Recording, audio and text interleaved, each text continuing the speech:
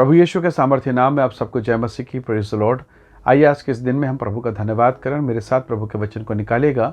फिलिप्पी की पुस्तक अध्याय 3 वचन 21 यहाँ इस प्रकार से लिखा है, वह अपनी शक्ति के उस प्रभाव के अनुसार जिसके द्वारा वह सब वस्तुओं को अपने वश में कर सकता है, हमारे दीनहीन देह का रूप बदल कर अपनी महिमा के देह के अनुकूल बना देगा।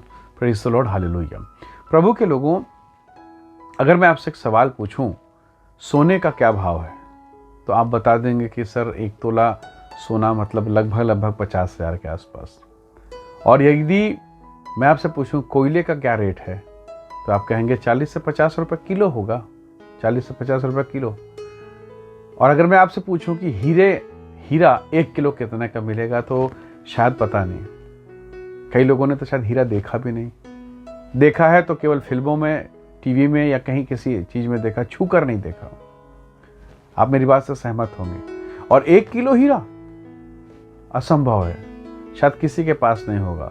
शायद जितने लोग वीडियो देख रहे हैं सब आप बोल सकते हैं नहीं मेरे पास 1 किलो हीरा नहीं है। पर अगर आपसे मैं कह दूं कि 1 किलो कोयला ले लें, क्या आप ले सकते हैं? तो हाँ बिल्कुल, 50 रुपये हमारे पास है पास्टर जी, 50 रुपये का ही कोयला हम खरीद सकते हैं। पर आपको मालूम है हीरा कैसे बनता है? कोयले से बनता है। तो अगर मैं आपसे कहूं कि 1 किलो कोयला ले लो तो ले लेंगे, पर 1 किलो हीरा तो क्षमता नहीं है। पर ताज्जुब वाली बात है, आप जितने लोग स्कूल कॉलेज में पढ़े हैं उनको मालूम है, जो लोग जानते हैं कि हीरा कैसे बनता है उनको मालूम है कि कोयले से ही हीरा बनता है। अब जरा सोचिए, आज से 20-25 साल पहले अगर मैं आपको कहता कि 10,000 रुपये का सोना खरीद लो, 2 तोला सोना मिल जाता। पर आज वही 2 तोला सोना 10,000 का मूल्य 1 लाख रुपया हो गया। तो जो कोयला आज आप 1 किलो कोयला अगर खरीद रहे हैं और उस कोयले को अगर मान लीजिए कहीं वो हीरा बन जाए, तो 1 किलो यानी 2 तोला सोना आपको लखपति बना दिया। 1 किलो अगर कोयला 50 रुपये का अगर आप खरीद लेते हैं और कहीं वो हीरा बन जाए, तो कितने अरब का होगा, कितने करोड़ का होगा? क्या आप कल्पना कर सकते हैं? बहुत मुश्किल है इस बात को समझने के लिए परमेश्वर के लोगों। पर क्या आप इस बात को सहमत हैं? अगर मान लीजिए 1 किलो अगर आपने कोयला खरीदा तो क्या हीरा बनेगा? कदापि नहीं। हीरा बनता कहाँ है? वो जमीन के अंदर रहता है, करोड़ों साल लगते हैं, अत्यधिक दबाव, गर्मी, ताप, टेम्परेचर को सहकर अब वो हीरा बनता है। जब तक कोयला था मूल्य नहीं था, कोयला था छूने वाला काला हो जाएगा, पर कोई हीरा अगर बन जाए तो मूल्यवान हो जाता है। कहने का मतलब अगर उसी कोयले को, वो जो हीरा बनने वाला कोयला है, अगर जमीन से खोदकर उसे बाहर निकाल दिया जाए तो वो अब वो हीरा नहीं बन सकता। उसकी प्रक्रिया, उसका अंश अंश करके बदलना अब खत्म हो गया। कहने का मतलब ये हुआ, जब एक मुर्गी अपने अंडे पर बैठती सेने के लिए एक समय आता है 21 दिन, और तब वो चूजा बाहर निकलता है। यदि इस बीच में वो अंडे से बाहर चली जाए या अंडे को उस मुर्गी से अलग कर दिया जाए, तो क्या वो चूजा निकलेगा? नहीं निकलेगा। आज कितने लोग हैं जो प्रेयर लाइफ से बाहर निकल गए हैं, उपवास की अवस्था से बाहर निकल गए हैं, प्रार्थना का जीवन नहीं है, चर्च में रेगुलर नहीं है, और वो हीरा बनना चाहते हैं। नहीं हो सकता ये। आपको पता है अगर अंडा बाहर निकाल दिया जाए चूजा नहीं निकलेगा, वो सड़ के खराब हो जाएगा। आपको पता है अगर हीरा जमीन के भीतर है, वो कोयला भी जमीन के भीतर है, वो हीरा बनेगा। पर अगर उस कोयले को समय से पहले निकाल दिया जाए, फिर वो हीरा नहीं बन सकता। सोचिए, जिस व्यक्ति ने 10,000 रुपया बात मान के 2 तोला सोना खरीद लिया आज से 20-25 साल पहले, आज वो लखपति है। परमेश्वर के लोगों, 2 लोगों को अवसर था। सबसे गरीब व्यक्ति, बाइबल में लिखा सबसे गरीब व्यक्ति जो जूठा खा रहा था, जूठा, एक धनवान व्यक्ति के घर में जिसके पास परमेश्वर का वचन है ना, उसके घर में वो जूठा खाता था। जब वो जूठा को बाहर के झाड़ के जब फेंक देता, उस जूठे को खाता है। मैं बात कर रहा हूँ लाजर के विषय में। वो जूठा खाता लेकिन परमेश्वर का वचन पढ़ता था, बाइबल थी उसके पास में, और अब वो जूठा खा के इब्राहिम की गोद में मरने के बाद पहुंचा। पर कितना दुखद है ना कि उस व्यक्ति के पास परमेश्वर के वचन में लिखा है उसके पास खाने को पहनने को सब कुछ था, बाइबल भी थी, वो बाइबल नहीं पढ़ता था, मरा, और वो धनवान नरक के अग्नि में डाला गया, जहां वो कहता है, इब्राहिम से निवेदन करता है, परमेश्वर से निवेदन करता है कि लाजर को भेज, ताकि वो अपनी अंगुली का एक सिरा, एक छोर पानी में डुबाकर एक बूंद मेरे जीभ पर रखे, ताकि मुझे ठंडक का एहसास हो। इतनी तपन। मैं बात कर रहा हूँ एक जूठा वाले के पास, जूठा खाने वाले के पास भी बाइबल है, एक धनवान के पास बाइबल है, पर वो जूठा खाकर प्रभु से नाराज नहीं है, भक्ति में लीन है, बाइबल पढ़ता है। और ये धनवान, समय नहीं है पैसा गिनने से, समय नहीं है सोने से, समय नहीं है संसार के काम करने से, फुर्सत नहीं मिल रहा है उनको। और जब ये मरता है और जब ये कहता है कि प्रभु लाजर को भेज दे, ताकि जब कोई मरा हुआ व्यक्ति जी उठेगा तो लोग विश्वास करेंगे। इब्राहिम ने उत्तर दिया, परमेश्वर ने उत्तर दिया कि नहीं, उनके पास किताब है, मूसा की पुस्तकें हैं, उसे पढ़ें। परमेश्वर के लोगों, यदि आपको हीरा बनना है तो दबाव में जीना सीखिए।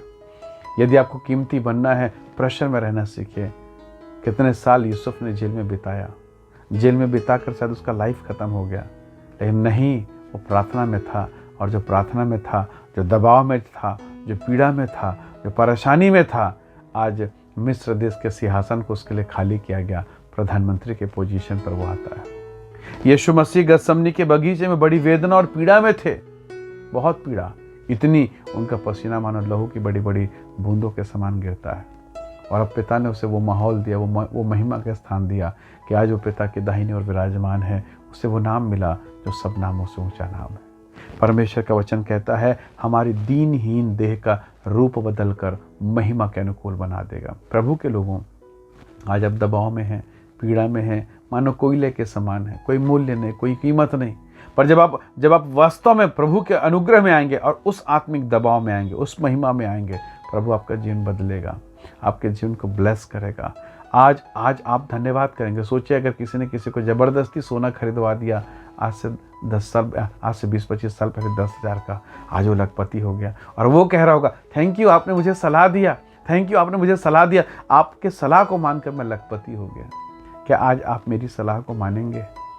प्रार्थना जमा कीजिए, जैसे उसने सोना जमा किया, प्रार्थना जमा कीजिए, आंसू बहाइए, धन्यवाद कीजिए। और एक दिन आप धन्यवाद मुझे देंगे कि थैंक यू, ये बताने के लिए कि ये करके मैं स्वर्ग राज्य में धनवान हो सकता हूँ। यहाँ का धनवान नहीं, यहाँ के धन को कीड़ा खाते हैं, काई बिगाड़ता है, वहाँ का धन सदैव काल तक बना रहेगा।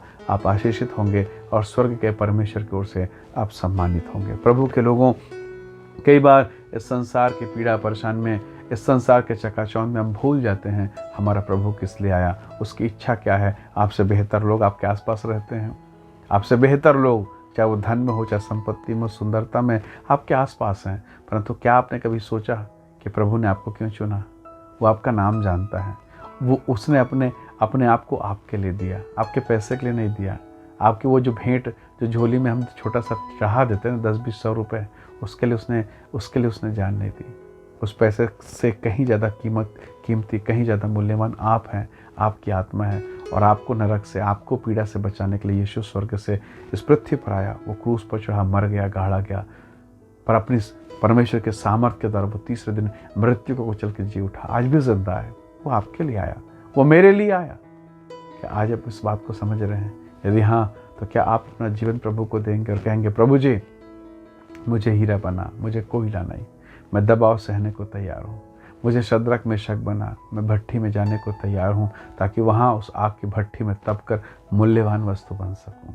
प्रभु आपको सहायता दे, प्रभु आपको अनुग्रह दे और आज के इस वचन के द्वारा प्रभु आपसे बातें करें। आइए दुआ करें। प्रेमी पिता, मेरे प्रिय भाई बहनों को जो संदेश इस वीडियो को देखते सुनते हैं, आशीष करें, ब्लेस करें और हम सब पर अनुग्रह कर पिता, ताकि हम आपकी महिमा में बढ़ने पाएँ। हम सारी महिमा आपको देते हैं, धन्यवाद के साथ विनती उद्धार करता प्रभु यीशु के नाम से मांगते हैं, आमीन, आमीन। प्रभु आप सबको बहुत से आशीष दे। बहुत धन्यवाद। जय मसीह। Praise the Lord.